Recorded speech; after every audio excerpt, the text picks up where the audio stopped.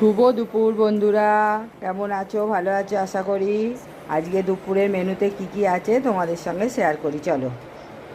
এখানে আছে জিরে রাইস, এখানে কাঁচা লঙ্কা, এখানে হচ্ছে পালং শাকের পকোড়া, গোটা গোটা পালং শাকের পকোড়া, এ দেখো বড় বড় করে।